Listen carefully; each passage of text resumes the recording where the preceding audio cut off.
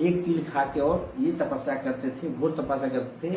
ये मरणावस्था में आ गए तो जो लड़की थी फल्गु नदी पे, सुचिता या सुजाता थी, सुजाता थी, उनको ये खीर पिलाई थी और इनको जैसे जान में जाना है। अभी इनको लगा, रियलाइज हुआ ये शरीर पदार्थ का बना हुआ है और पदार्थ में ही चला जाना। जिस तरह से बाहर भी हमें लोहा दिखने को मिलता है, एल्युमिनियम देखने को मिलता है, बहुत सारे पदार्थ जो ठोस रूप में, वो सारी चीजें हमारे अंदर तरल रूप में, लिक्विड के रूप में है।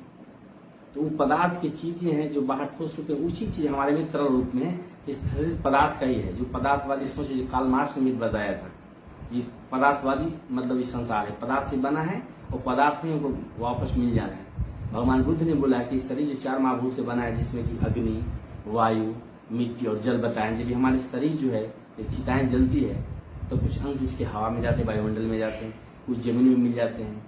भगवान बुद्ध ने बताया था कि पुनर्जन्म होता है, तो कुछ लोग बोला कि पुनर्जन्म होता है तो बोलते थे आत्मा परमात्मा, कुछ ऐसा कुछ चीज है नहीं। पुनर्जन्म ये मतलब नहीं कि मैं इंसान हूं, मैं मरूँ तो मैं इंसान ही पैदा होऊंगा।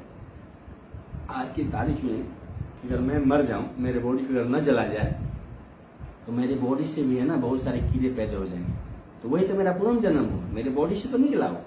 तो पुनर्जन्म ये मतलब नहीं बताया था उन्होंने कि पुनर्जन्म में इंसान ही बनूंगा। ये 4 महाभूत में जब मिलेगा तो मेरे जो अंश जाएंगे इस मिट्टी में, उस मिट्टी से हो सकता है कोई कीड़ा पैदा हो, उस मिट्टी से हो सकता है कोई ऐसा छोटे मोटे पौधे निकल जाए। जो हमारे शरीर के जो मिनरल्स जो है, जो तत्व है, उस तत्व से बहुत सारे, उस तत्व से हर चीज, जो भी जीव है या जो भी चीजें हैं, जो भी हम देख रहे हैं स्पीसीज, वो तत्व से ही क्रिएट होते हैं, उसी से बनते हैं। हमारे शरीर में बहुत सारे तत्वों से कुछ भी कीड़े बन सकते हैं, पौधे बन सकते हैं।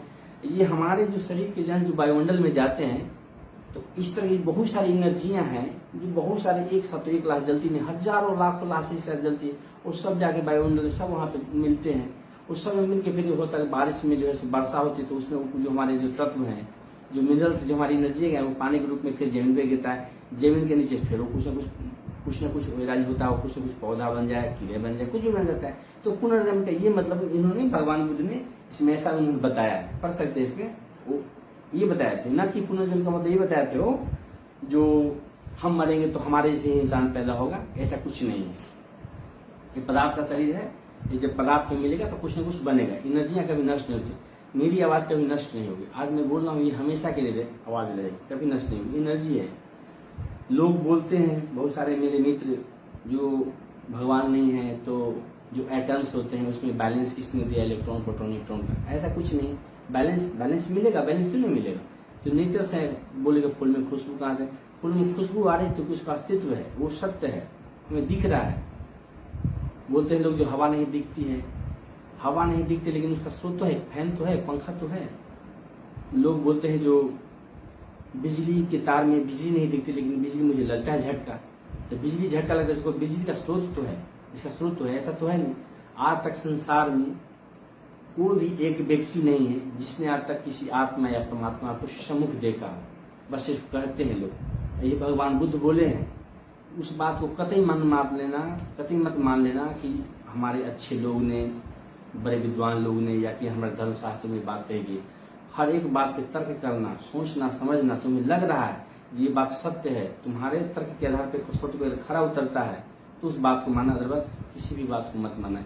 यहाँ तो उन्होंने बोला है, जो मैं जो बातें कह रहा हूँ उस बात में अगर तुम्हें संशय है तो उस बात को भी मत मानना, उसको अपने तर्क के आधार पे, उसको कसौटी पे कर उस बात को। आपको लग रहा है कि बात सही है तो उस बात को मानिए, अन्यथा उस बात को भी आप मत मानिए। भगवान बुद्ध ने साफ शब्दों का, दुनिया का ऐसा कोई ग्रंथ, कोई धर्म का कोई शास्त्र नहीं है जिसमें धर्म की स्थापना करने वाले व्यक्ति ने ऐसा कहा हो कि आप मेरे ही बातों को मत माने, मेरे पर ही संशय करें, मेरी बात को भी आप तर्क के कसौटी पे करें। किसी ने कहा सिवाय भगवान बुद्ध को छोड़ दिया।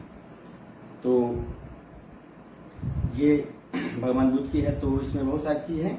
तो मैं अपने मित्र से यही आग्रह करूंगा, जो भी मेरे मित्र हैं जो मुझे सुन रहे हैं, जो मुझे अनफ्रेंड कर दिए हैं, बहुत सारे मेरे मित्र अनफ्रेंड कर दिए हैं, मैं देख रहा हूँ। मेरे फ्रेंड बहुत सारे पहले कमेंट करते थे, जब से मैं डॉक्टर बाबा साहब भीमराव अम्बेडकर को मिशन को मैं आगे बढ़ा रहा हूँ और मैं अपना उनका जो भी सारे पोस्ट में शेयर करता हूँ, तो बहुत लोगों को बुरा लगा, मुझे बहुत अनफ्रेंड भी कर दिया। कोई नहीं, उनको धन्यवाद, कोई नहीं, लेकिन उनसे मैं कहूँगा एक बार बाबा साहब को पढ़ जरूर लेना, क्योंकि मेरे से बड़ा हिंदुत्व और मोदी का भक्त कोई नहीं शायद था। इसका प्रमाण आपको मैं फिर बता रहा हूँ कि मेरे फेसबुक आईडी चेक करिए, किशन कुमार की 2 आईडी है मेरी, उसमें एक देख लेना और उसमें लाखों शेयर मिलेंगे। इसमें मोदी और योगी और भगवा झंडा को मैंने शेयर किया है। मेरे IT विंग जो था बीजेपी का सेल से मेरे धन्यवाद भी आया था मेल पे, जो आपको बहुत बहुत धन्यवाद, बहुत आपने ऐसे शेयर किया है इनका वीडियो को और उनके पोस्ट को। तो मेरे से कोई बहुत हिंदू का प्रचार करने वाला नहीं था।